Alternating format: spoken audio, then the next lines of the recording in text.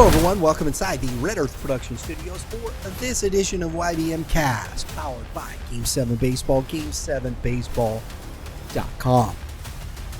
Get your team registered. We're in full swing winter workout tour. We got some great stuff coming up. Had a great live session with the folks over at Legacy Performance Academy. Thank you to Mike Ott, Brian Kessler,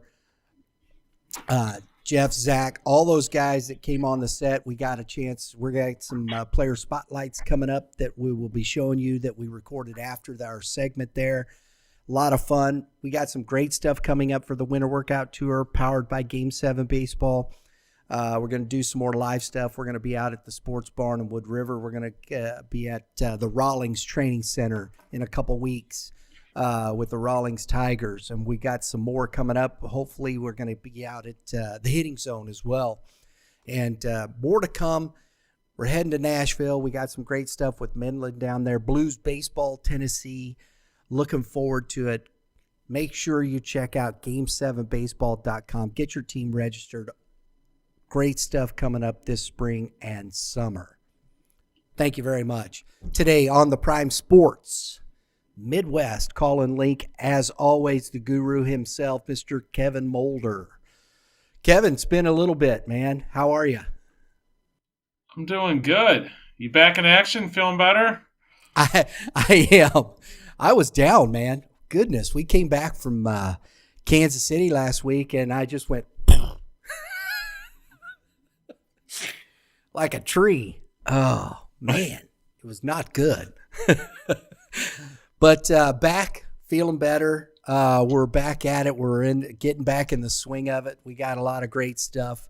And today, you know, you guys, PBR, you're busy putting up out your rankings. You've got the early 2027s up, and there's some familiar names that I know, but you know, there's not a lot of them here. But we want to take a look at this early on here and start talking about some of these kids that might make an impact in their high school team, but are coming up, and we're going to see them over the next 4 years in high school. So this area back here is basically production. They do a lot of the artwork back here. They do the production. So any of that stuff that comes in off of, we'll say, our fanwear stores, stuff that comes in off the team stores, a lot of the coaches wear, a lot of the last minute, hey, we got to have it in the next 10 minutes stuff. That's all comes back here. This area is where all the day-to-day stuff that comes in really goes through. The retail store is its own little entity. This is where the real work is done.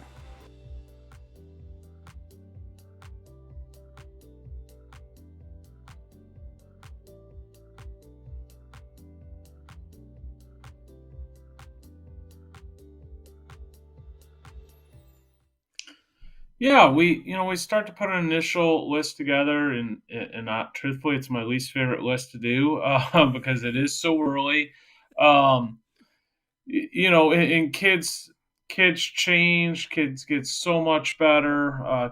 Kids develop at different times. Um, a lot of the best players in the senior class weren't great players as freshmen, and a lot of the very good players at the when they were freshmen aren't towards the top of the list when they become seniors. So a lot can change, and then and some of the guys obviously go wire to wire with it. And the best guy as a freshman is still one of the top guys as seniors. So, but it is fun to see. We have had over the past couple of years some freshmen make an impact at the varsity level. Nolan's system comes to mind, Brendan Pyle last year. Those guys certainly created big impacts last year for their team. And I would suspect that this year, more of the same happens. But there's a lot of things that go into this. What size is their school? How many returners are there? So there's some other variables that make it extremely challenging to kind of go through some of these freshmen. But it does appear there's another good crop of them this year. It to your point, we got a chance to. I got a chance to meet face to face Drew Dickerson, who we did the spotlight with, and when we were talking to him, he said that in his spotlight that he was kind of the average player. He played Double A a lot through growing up that way, and it wasn't until later that he really kind of developed into the player he is.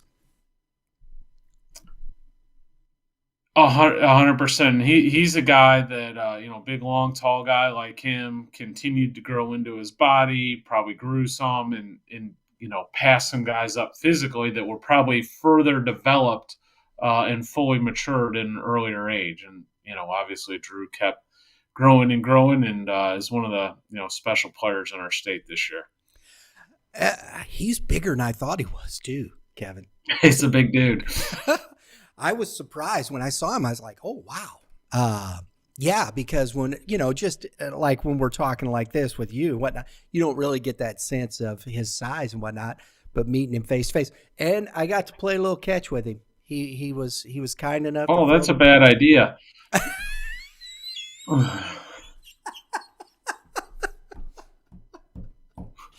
He took it easy on me, bro. Okay, that's good to hear. Oh man, that's too good. Yeah, he took it easy on me. He didn't throw anything too difficult. And I know better. I don't try to play catch with these guys anymore. My eyesight's not good. Reactionary time isn't as good, and they throw really hard. Yeah, no, he didn't throw any BBs. We just light, nice and easy. That's all I can handle. Okay. It's true. It was, gosh, here's a story. One of my nephews, he was a pitcher. He threw pretty, he was upper 80s. He would touch 90 every now and again. This been many years ago. I was still much younger than I am now. And we went to the cage, and he goes, he hadn't thrown in a while, and he wanted to get back in, and he was helping me with some coaching and stuff. And he goes, I got to get in the cage and throw a little bit. And I said, sure, I'll go with you. I'll catch you. So we're playing catch and whatnot. And so I got down, and he starts to go, and he goes, okay, I'm going to let one go. That was a bad idea. That ball got on me very quick, and I almost didn't catch it. And I was like, okay, that's enough of that. We're done. And that's been a while back. So yeah, I don't try to do those types of things anymore, man. It's nice and easy. Just loft it over. That's the way it goes. But it was fun. I enjoyed it. I got to play catch with a Division I ball player. That's kind of all I wanted. That was it. There we go. Yeah, exactly. So I think, when I'm talking to a lot of these guys here, when we were talking with Bo Jonas, I think it was a similar thought process here. And some of these guys, I'm hearing a lot of these kids are playing Double A baseball. They're growing up. A lot of this stuff that we hear, Kevin, I think we put a little too much emphasis in these younger ages on the AAA major and this kind of stuff. Because a lot of these kids that I'm talking to that are really pegged in these they were playing Double A baseball as kids. So, yeah, and I'm starting to get into this a little bit with my own kids. There are some very good youth players, but at what cost? Now, some kids are just naturally good and athletic. But some of these kids that are playing Double A ball are also playing hockey or soccer, maybe doing a little football, basketball. They're doing other sports. They're not focusing on one sport, which is positive in a lot of ways, and they're helping their overall athleticism and doing some inadvertent cross-training. That's not why you do it at that age. But you're developing certain skills and becoming a good athlete. And then as you get older, you kind of figure out what sport you like the most or which one you're best at or the best path forward for. And then there's other kids that do more of an intense focus on one sport, and maybe specialize in a baseball or whatever sport it is, and pass those guys up when they're younger, but it comes full circle on them as they get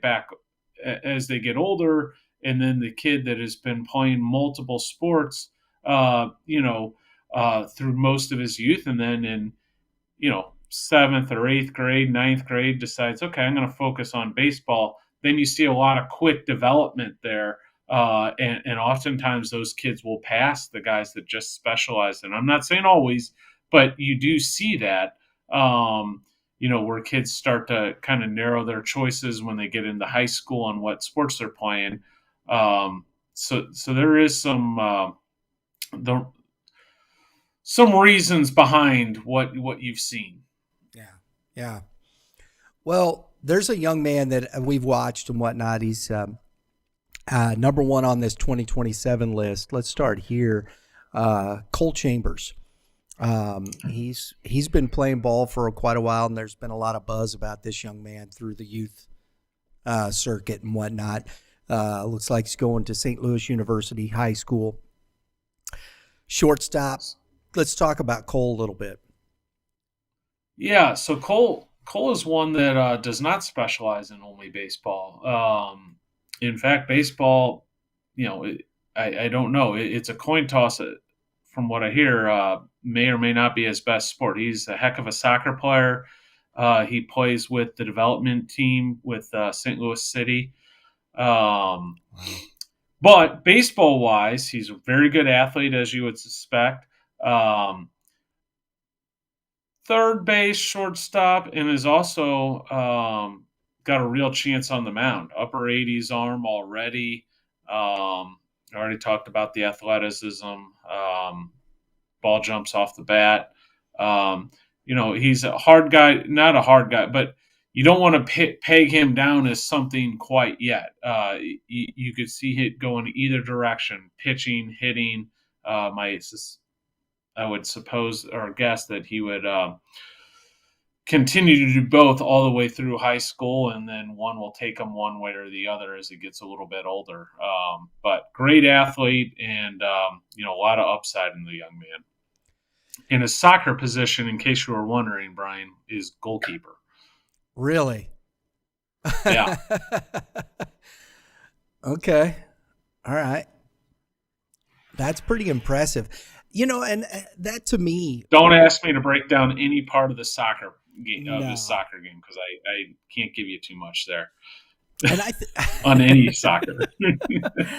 I think it's interesting when you're looking at these types of players right here, when you're talking about 2027. These are these freshmen, and we're just looking at this, talking about players and whatnot, and we just ended up talking with some 26s.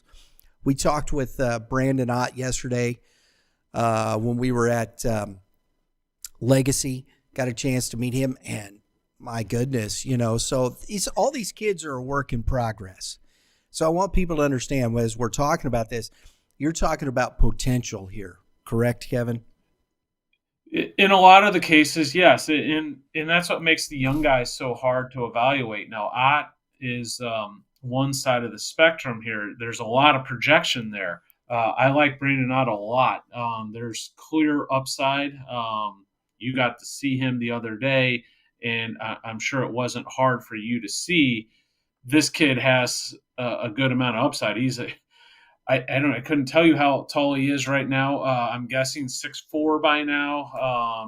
Could continue to grow, and that was a guess. He might have grown another inch or two since I've last saw him in the fall. But that's an upside arm that's going to be over at DeSmet. Already sitting comfortably in the mid 80s and can run it up a little bit better at times. And right now, the velocity isn't even the important thing. He's going to throw hard. That's a good looking arm. He's young, just like all of them, but that's a kid that will project to be a high end arm in the area in the years to come. And he's going to a bigger school in the MCC conference, so maybe he will make the varsity team. I don't know. Nothing would really surprise me. If he was at a smaller school, I could see him being the number one. So that's always the tricky thing about these freshmen is it kind of just depends on the fit and the school and what type of role they play early in the career. But with all of them, the important thing to remember is the development is the most important thing. None of them are finished products. None of them are good enough right now, uh, you know, to go play college. So they all need to get better. Whoever the best player in the country is in the 2027 class isn't good enough to go, play professional baseball. Isn't good enough to go play in the Big 12 or the SEC or college baseball in general. They all need to get better. They're just the best today. So Yeah. all of this changes over the course of 4 years, and but it is an interesting look to start off with, and Brandon has got a world of upside. It was we got a chance. I was watching. He was doing some hitting with Craig Ringy over there, and he's in the cage. Here's this young man. He's in the cage with Justin Dearden. I think it was another professional ball player in there. I can't remember. TJ. Oh my goodness. Mabry was in there working out, and he's in there hitting with these guys. And I think that to me is an interesting, you have this 15-year-old kid in there working with and watching these guys at a professional level. That's got to make an impact on a young man like that, doesn't it? 100%. Just through osmosis, just being around those guys, seeing the work that it takes to be a pro or a collegiate guy, just the level of commitment, and you just pick up on little things. Just just watching, I think, can be the best way to learn things, and at times. And yeah, what a great opportunity for Brandon to be around those guys. Absolutely. I think that's the interesting part is those opportunities that some of these young kids are getting to see when these guys come back into the community. And I love that part of it. They're working out here. They're working with instructors and people that they've worked with before. Craig Ringy, of course, from at SEMO, and now he's working at Legacy there. Those are great impact guys to work with. No question. When we talk, so Brandon, and we're going to have him on a player spotlight. We had him with Dylan Curtis. It was a year up there, so we're looking forward to that. And DeSmet, too. You look at SLU, you look at Cole and Brandon going to these two schools. Great coaching, high school coaches that are that understand development, that understand those types of things, and you're going to be able to help them in that respect as well, Kevin. Yeah, absolutely. We're a ways away, and it's not the show for it, but I do like this DeSmet Ball Club heading into the spring. They have some nice pieces. I know we were talking with Coach Canavan recently, and he said he had some injuries, so we'll see if some guys get healthy and what that brings. So hopefully they get healthy. That's right. We got a couple months still. Yes, exactly.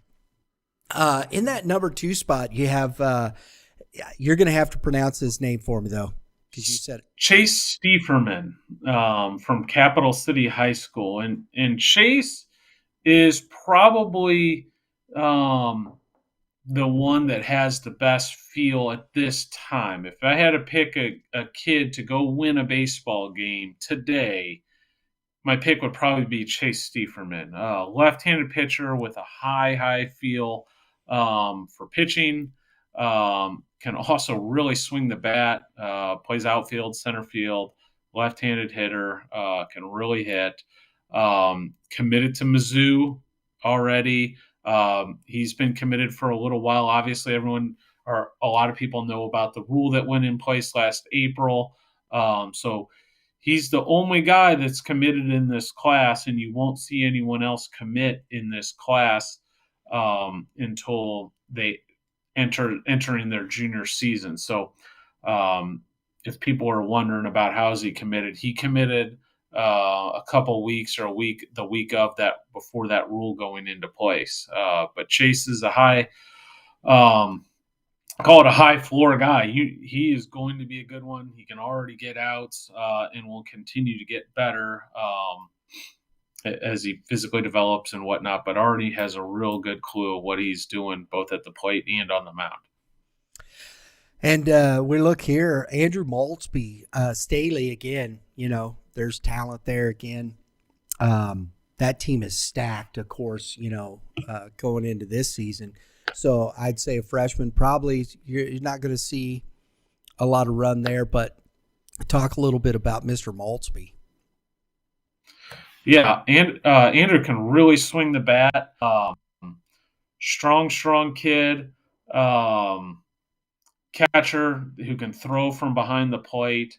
A lot of upside. You mentioned he's at Staley, so they have no shortage of talent over there. The catcher Easton Felipe, senior, going to Wichita State. So we'll see. Coach Wilson's a veteran coach. Obviously, I'm sure he will have him in. He'll be in good hands. It'll be interesting to see how he chooses to develop him. You might not see him on the varsity team whatsoever, or you could see him, maybe just come up and watch and sit the bench and maybe catch pitchers in the bullpen or in between innings, on occasion. But obviously, you want the young man to play, gain experience. So it'll be fun to see. But that will be a name that we'll know sooner, or you'll get the slot sooner rather than later. Certainly. And it's always good, you have a young catcher like this. You got a kid going to Wichita State. That's a great opportunity to really just absorb as much information as possible, as much as you can get. I know sometimes when you're on different squads, if you're playing JV ball or something like that, you don't get as much. But how does a kid like that take those opportunities, Kevin? What do when you're seeing a kid like that, what do you say to him? Do you get next to him as much as possible? That's a great position to be in. And, over at Staley, they got a lot of talented players. And we've talked about that, just culture and forming a program. And when you have a great group of older guys and then you have some talented younger guys, that's the perfect situation, for a coach or a program to be in, because not only are the coaches coaching the players, then you got the older players coaching the talented younger guys, whether they know they're doing it or not, just by example and seeing how it's done. And that's a great situation, not only for Maltsby to be in, but just for any good young player to be in. So there's multiple different ways to look at it. Some would want to be, hey, I want to be on the varsity team. I want to be the starting catcher from the first day. And you learn baptism by fire type approach, and you just kind of learn on the job. And that can be certainly be a productive way. But you can also get a lot of benefits from kind of sitting there and watching and biding your time and seeing how the senior ahead of you that is, doing it. And if that senior is a good player and doing things the right way, you can certainly benefit from that greatly. Absolutely. A young man here, Max Partney, Hillsboro High School, down from South County. You got him in here. Looks like he's a infield right-hand pitcher. One of the things that really stuck out to me here and is the hand speed on his bat, 23.3 miles per hour. When you see somebody putting their hands through the zone, especially at a young age like this, that speaks volumes to bat control, developing that exit velocity and things of that nature, Kevin. Max can really hit. This is one of the top bats in this class. Has a twin brother named Zach. They're heading to Hillsboro. They're at Hillsboro High. It'll be interesting. Hillsboro has a pretty nice program. But I could see them getting an opportunity sooner rather than later. And, Max is kind of a third base guy, corner guy, but dangerous bat, a lot of upside there. He'll be one of the top hitters in the area over the next 3 or 4 years. And that's something I look at. We talk about statistics and things, and I know the 90. There's a 90-mile-an-hour exit velo. I look at things though like this: the hand speed, because to generate power, getting a bat through the zone and being able to drive the baseball and developing that bat speed through the zone, that's where you're going to get that when it comes through. Yeah, especially with these young guys. And I'll take a senior that's a perfect example of this. If we would have looked at Titus Sissel as a freshman, I can guarantee you that he would not have been in the top 25 exit velos of kids in that class. He just didn't have the strength at that time. But if you look, what he did have is a really nice swing. He has the fast twitch. He has bat speed, and the strength was the part that needed to develop. And that certainly has. And now you have one of the more dynamic players in the state. So exit velo can be a dangerous thing to look at, especially for younger players. It's good. You want it. But there's other kids that are going to develop that at a later time as they add on weight, as they get strength. And then there's other kids that are fully grown in the size that they're going to be at a young age. Their exit velo, you'll see a kid with a low 90s exit velo as a freshman. I'm not saying that's a bad thing. You want it. But some of those guys are tapped out as well.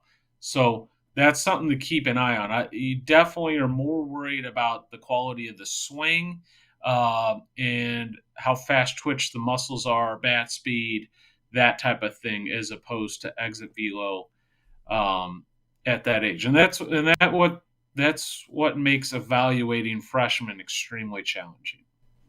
I think it's interesting, you bring that up, because we're having these conversations a lot, and it's one of the things in the winter workout tour that we're talking with different clubs and how they're looking at these things, and the weight training, the development of athleticism and strength is at the core of most of these things.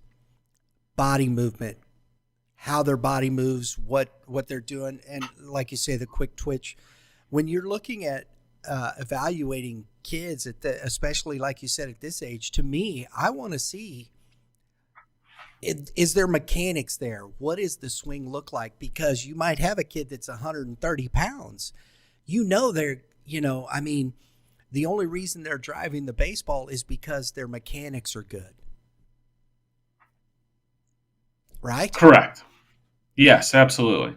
And I think I love this thought process, and I love having this conversation because you're an evaluator. You're looking and evaluating talent in that respect.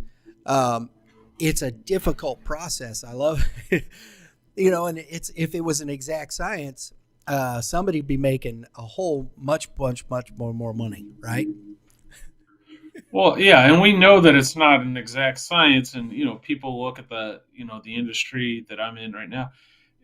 You can go all the way to the top, go to the big leagues, look at the MLB draft, look how inexact that is. If it was so easy, they would have all the guys that are going to be all-stars drafted in the first round, all the guys that are going to be big league starters drafted in the second round. The guys that could make the big leagues in the third round, and then everyone else wouldn't make it, basically. So it's just not how it works. It's an educated guess. Baseball is the most difficult sport to evaluate. You look at the NFL, you look at the NBA, those kids get drafted out of college, and then they go right into the league and oftentimes star immediately. In baseball, you get drafted, then you don't hear their name for years. Yeah. In years. And then some make it.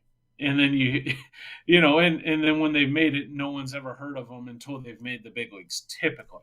So it's it's an inexact science, and you can be right.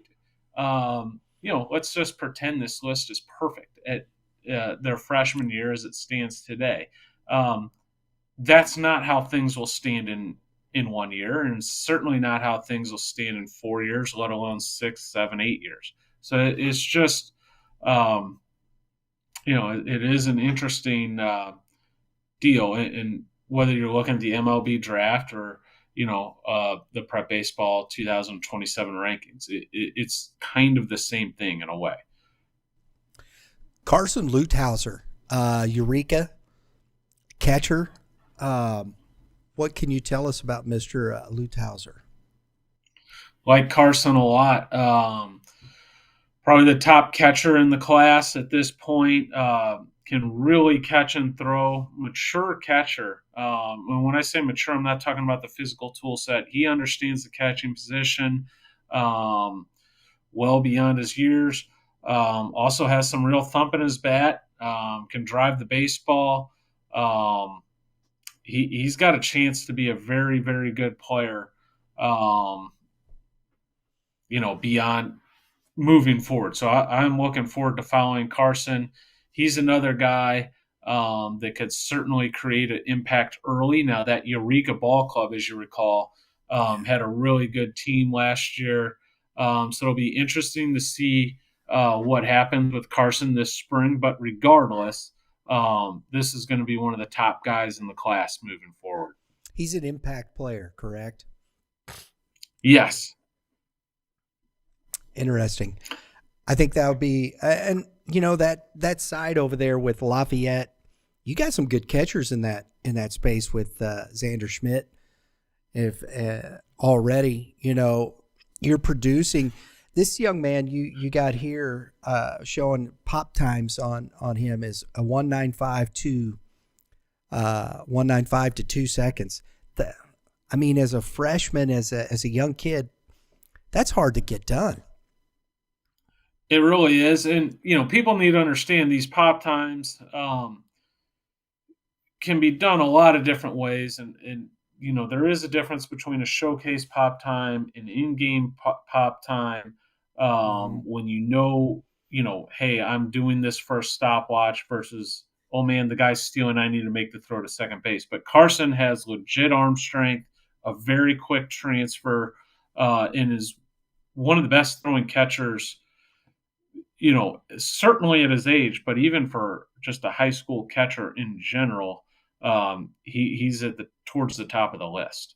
I want to ask you about that, Kevin, because that's curious to me. And I understand because, you have catcher velo thrown to second base. You guys measure that and whatnot.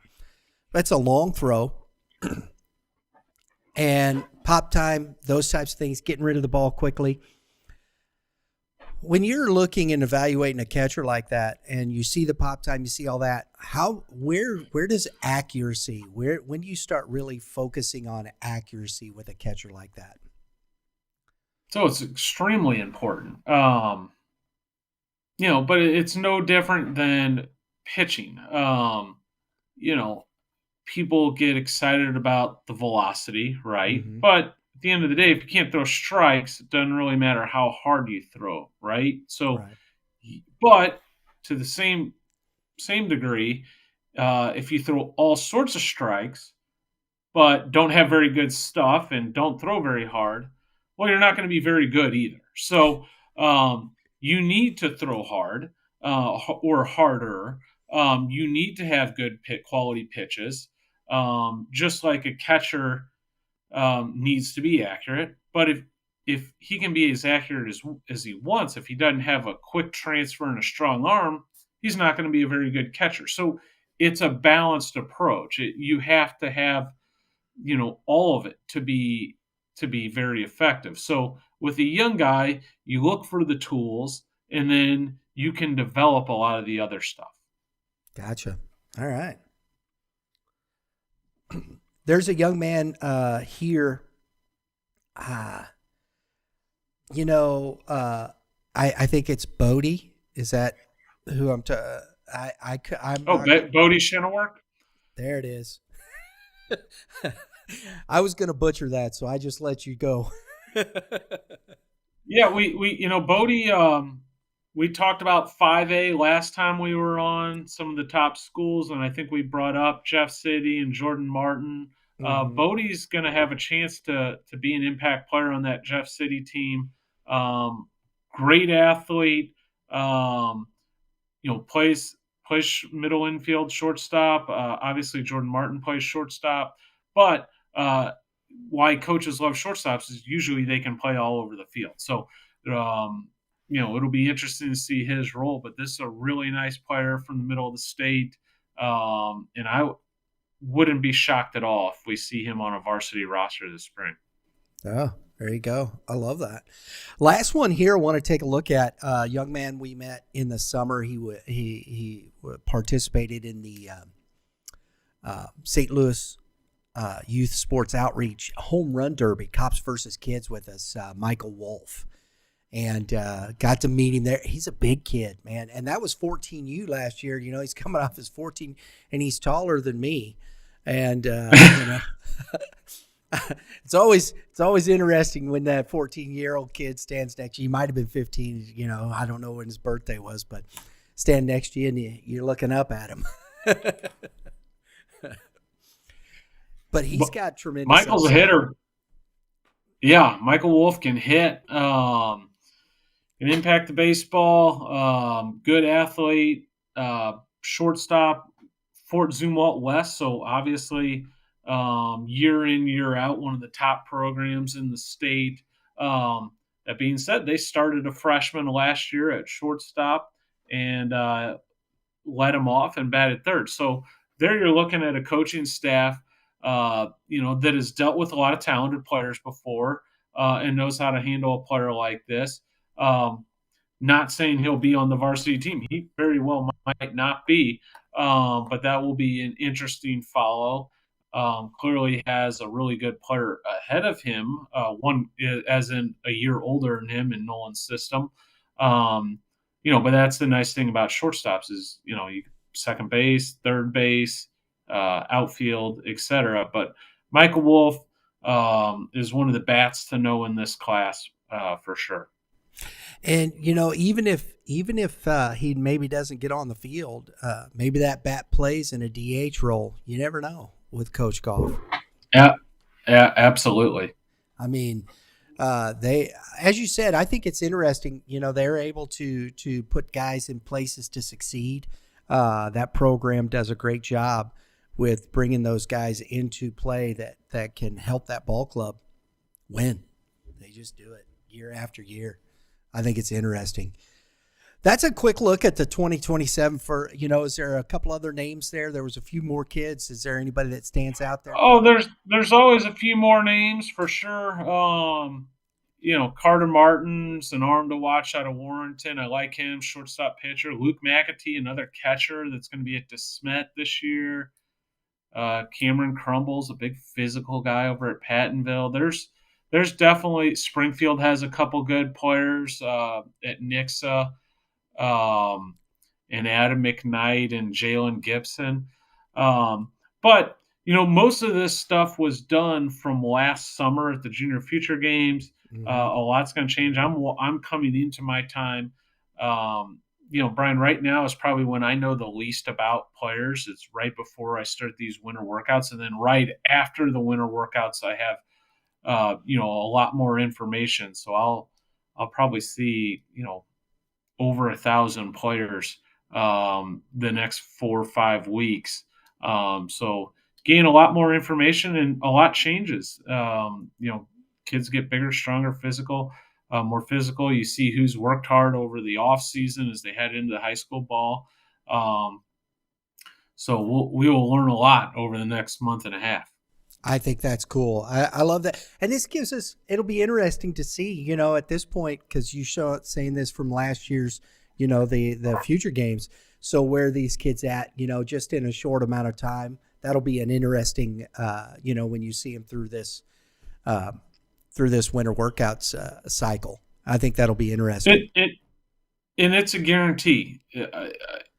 If I'm sure of one thing, there's a player that will be average or below average today, or this coming month at one of these winter workouts that won't be ranked, and we'll just play on his freshman high school baseball team. We'll just kind of be a part of the team or whatnot, and then we'll work his butt off, get a lot better, lift weights, grow 4 inches, et cetera, and become, a Power 5 baseball player, potentially even a drafted baseball player. That happens every single year, and that's really important for people to remember, that this isn't the end of the race. This is only the beginning. Freshman year of high school is the start of this thing. So by no means does this mean you're going to be a big league all-star, and by no means does this mean you're going to be a terrible player. There you go. From the guru himself, guys. That's it. You got it right from the horse's mouth. Oh, hey, this year too, we'll be back with the Friday Night Lights. We're going to be back out for Kirkwood and Webster Groves, bro. Love it. Looking forward to it. That was a great atmosphere at Baldwin Athletic. That was a fun one. That place was packed. I love that venue for high school. It's just the right size, and it's a great atmosphere. It is. It really is. They do a great job over there. Hopefully we can do some more games over there. That's what, in the future as we look towards that. I'm hoping we can do that. I think it'd be a lot of fun. Like you said, because there's a lot of history there at Baldwin Field 1, and there's a lot of great baseball there to be played. And it's got that old-time feel, Yes. I love it. So appreciate everything. Kevin, as always, man, thank you very much. Enjoyed it. Absolutely. Folks, thanks for tuning in. If you like what we're doing, please, we appreciate the support. Hit that subscribe button right there. Hit the dinger. That's what we do around here. We hit dingers. That gets you all your notifications for upcoming episodes such as this. To be prepared, keep up on what's going on in youth baseball, high school baseball. We love bringing it to you. We got some great stuff coming up, so make sure you're subscribed. We appreciate it. Everybody have a great day in the Lord. All you pitchers, Kevin, tell them what the pitchers need to do. Keep throwing strikes. Hitters, hit them where they ain't. We'll see y'all next time.